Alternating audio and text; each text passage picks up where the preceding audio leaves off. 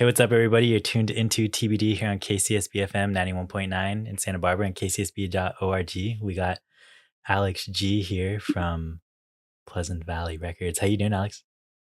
Good man, doing well. It's been a minute since you've been on the show. We've had you actually a couple times now.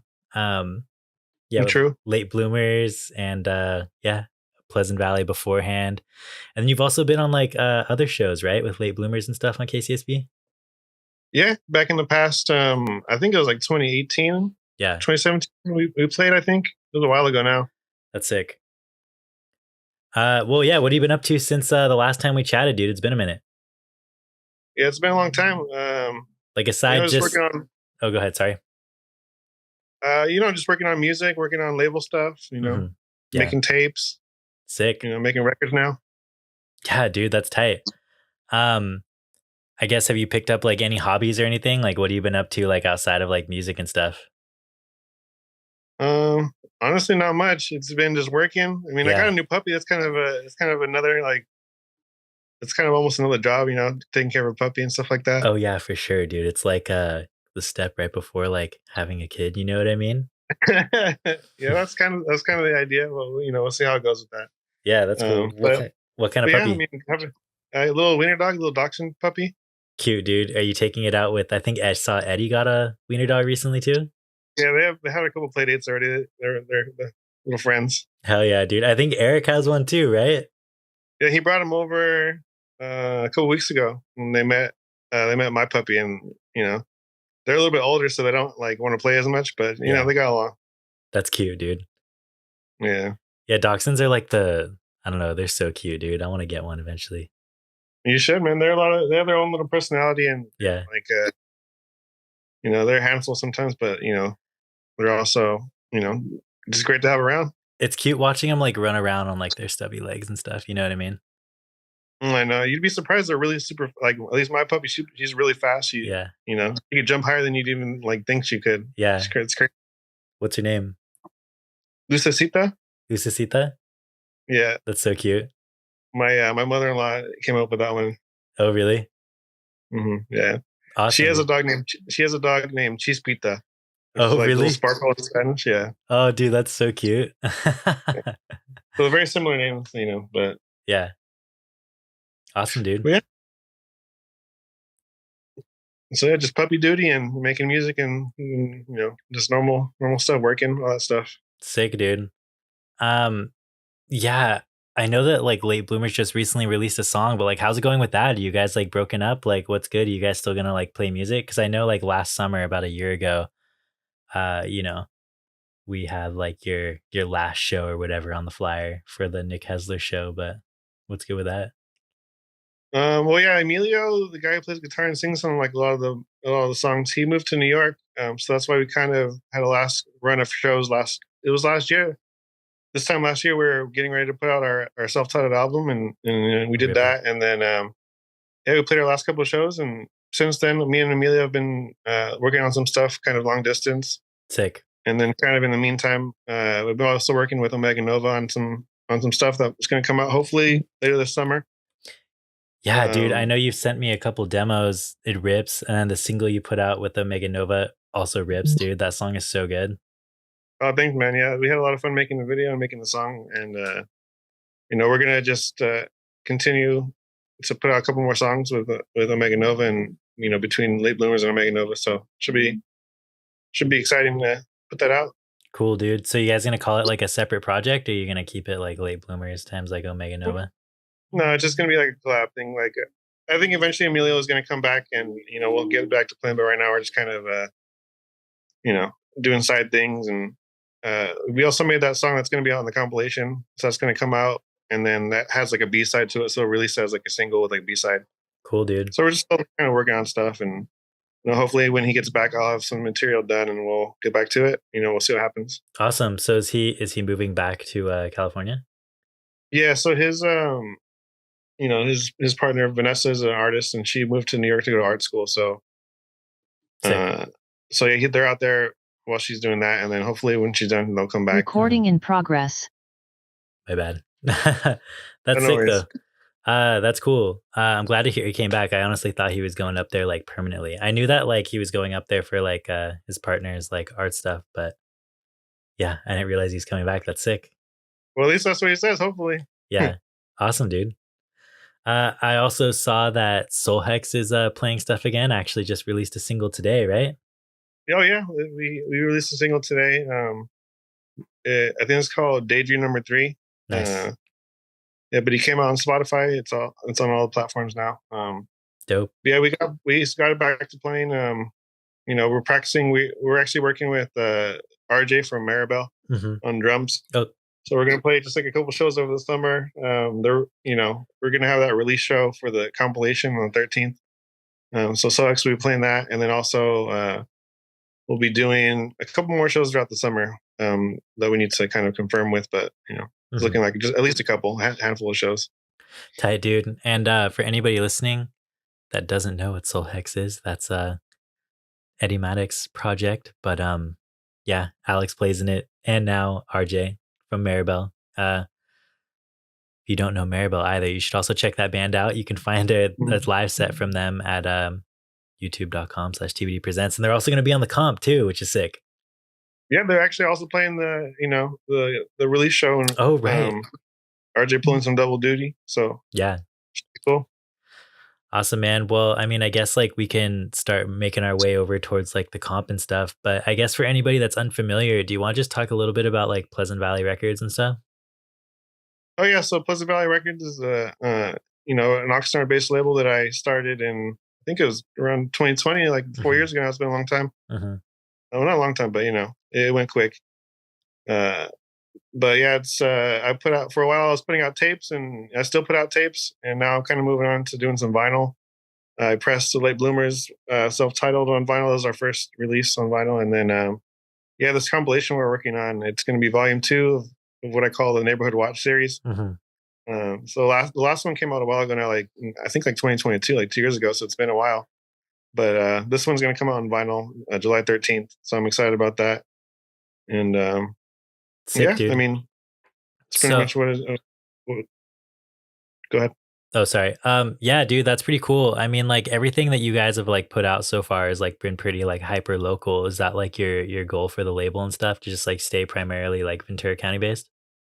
Yeah, I've done some kind of out of town stuff, Hmm. very like far and few in between. Yeah. But I like to focus on the local stuff for sure. The up and coming bands, whoever, because tapes are a good way to you know just let just it's a good piece of merch to have to sell, Hmm. and they're easy to make and they're not too expensive. So it's a Yeah. good way for a band to have something for their fans to grab a hold of and hold in their hands.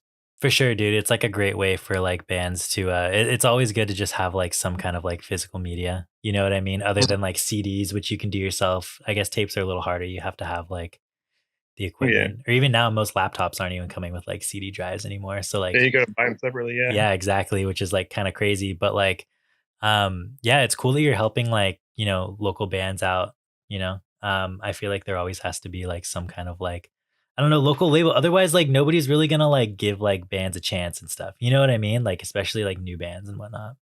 yeah, exactly. I wouldn't consider Pleasant Valley to be like a traditional label where I like sign people and I kind of have like control over Hmm. certain things or whatnot. But the idea is to kind of almost as like just an avenue for bands to take if they want to put out tapes or Yeah, I'm also always looking for new bands to put on tape. So if anyone out there listening to this wants to make a tape, hit me up. And then also on the vinyl side, it would be nice to branch out a little bit and maybe do some more vinyl from some local bands too. sick. Open to that kind of thing too if anyone wants that. What have been some of your like favorite releases or I don't know, you probably discover bands through like hitting you up. I don't like what are some of like the most exciting things you've heard recently? I like the Three of Swords that just put out. I think last month they had their first show. I think or one of their first shows recently. Hmm. And they're a new band. They're like an emo band. So they're pretty cool. Three Swords Rip, Uh, dude. We had them on the show like maybe a couple months back at this point. But yeah, I got their tape on my Napa Valley right over there. It's so good. oh hell yeah. Yeah, But also I just put out a band called Goner. who's like a punk kind of hardcore like crossover band. Oh, sick. You And you put out Goner? That's cool. I know like Irfan plays in that band, right? And he was in like Gill and stuff, like bunch of Ojai bands.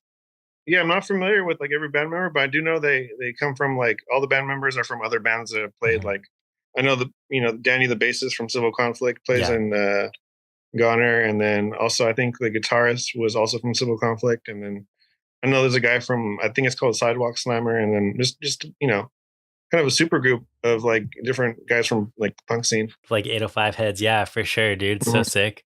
I still haven't been able to check out Goner. I know they've been playing a few local shows, but like I haven't been able to make it out yet. Definitely gonna have to catch them and like grab a tape.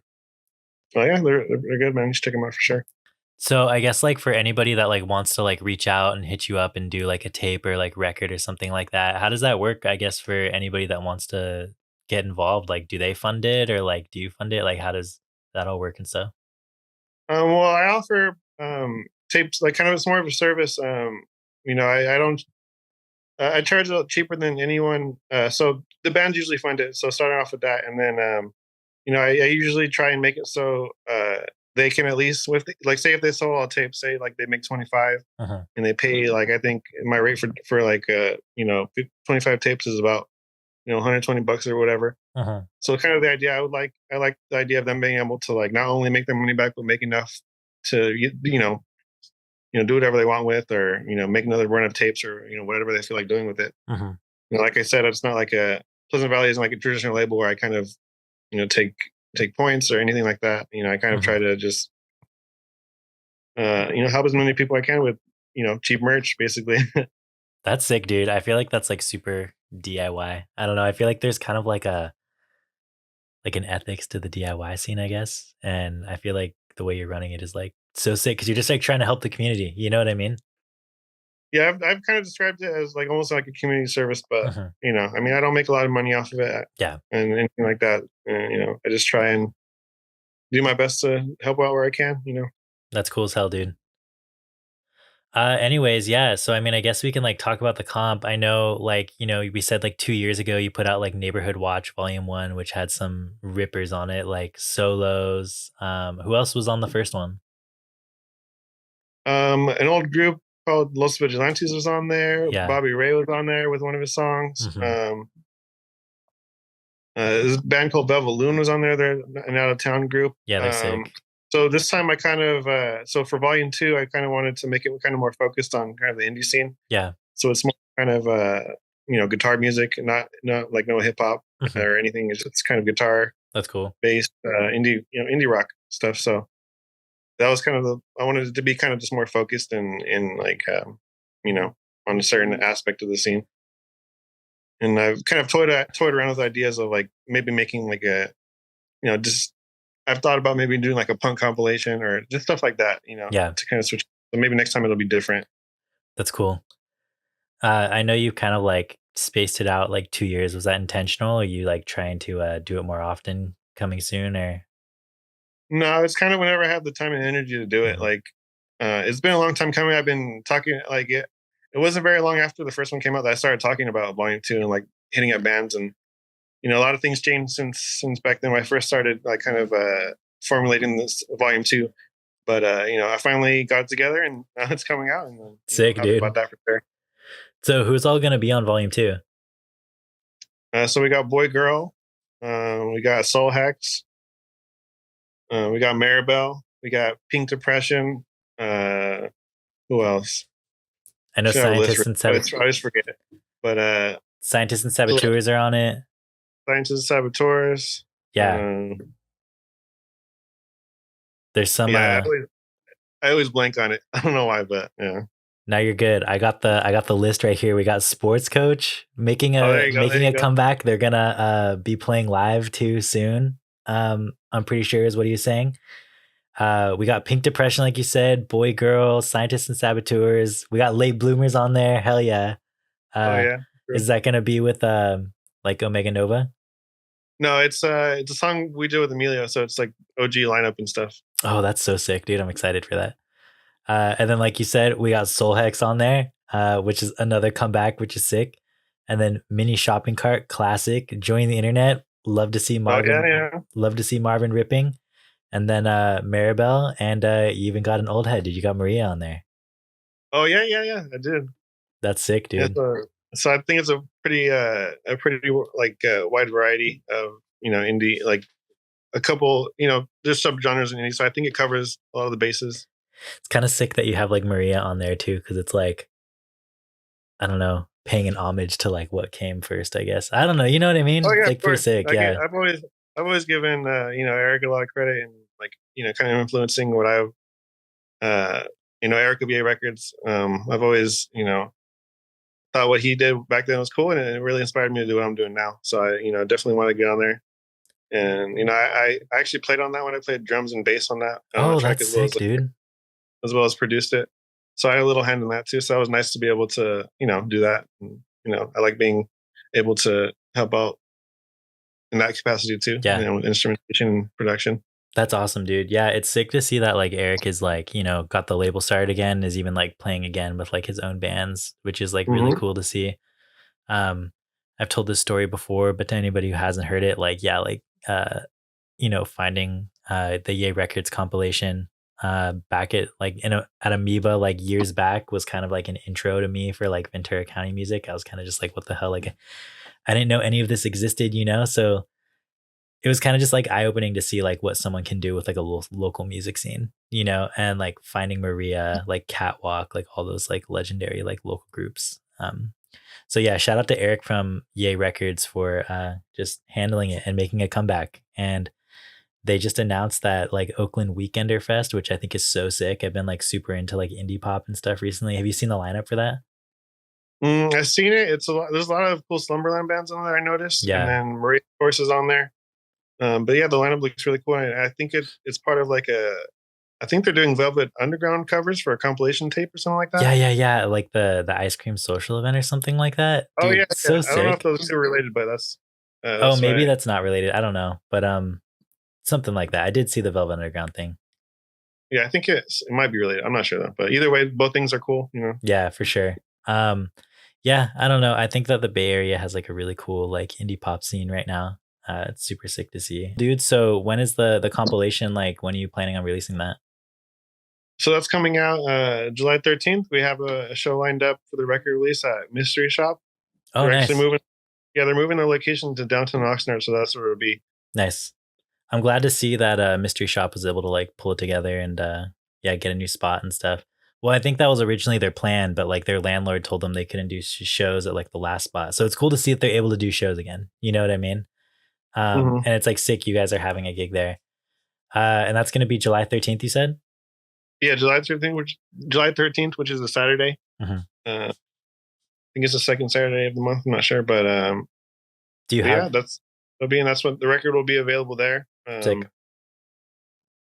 And after that, it'll some of the bands are taking copies, so you'll be able to get them either from me or the bands will be playing shows and stuff, and they'll be have each band will have a handful of copies they'll be able to sell or like do whatever they want with. Awesome.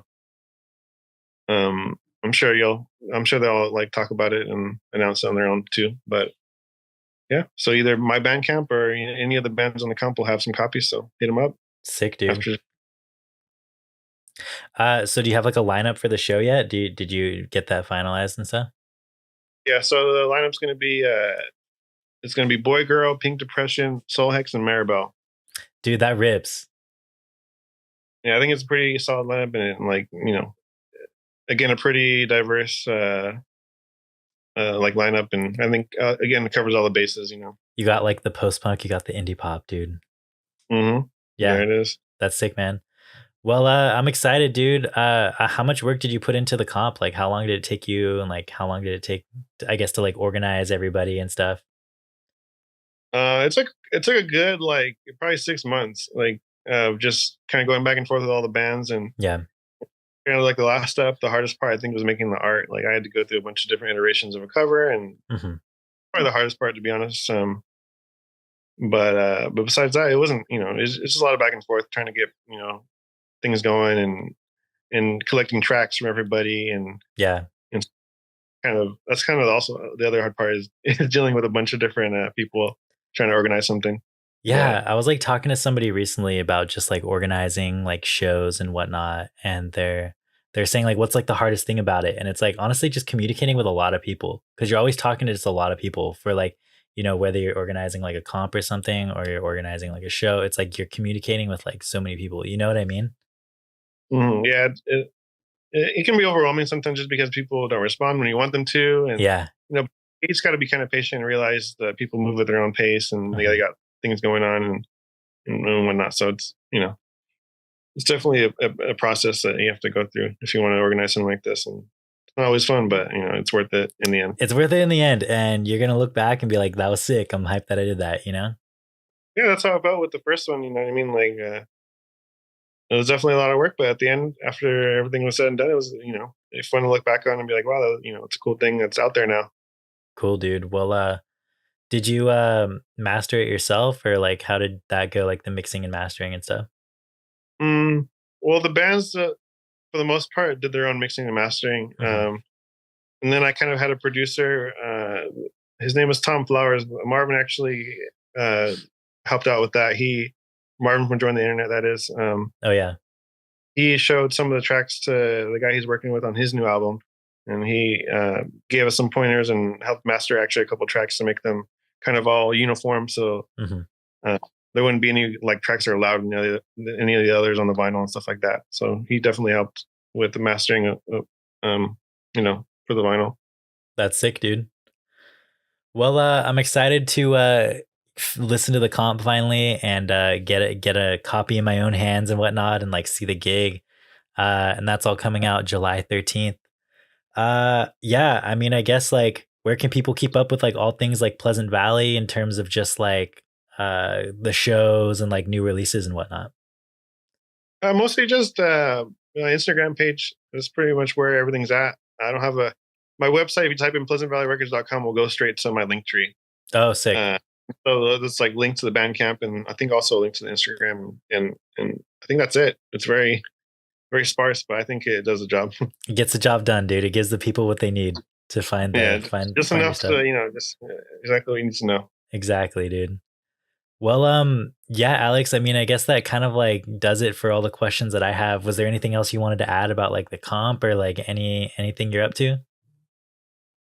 No, that's just about it. The compilation coming out, and then new Late Bloomers music, and obviously new Soul X song that just came out. Um, Shout out, yeah. that pretty much covers all the bases. Yeah. Sick, dude. Well, yeah, this has been Alex G from Pleasant Valley and Late Bloomers and Soul Hex and like a bunch of other stuff. Thanks for being on the show again, Alex. It's always a pleasure to have you. Yeah, man. I appreciate your time.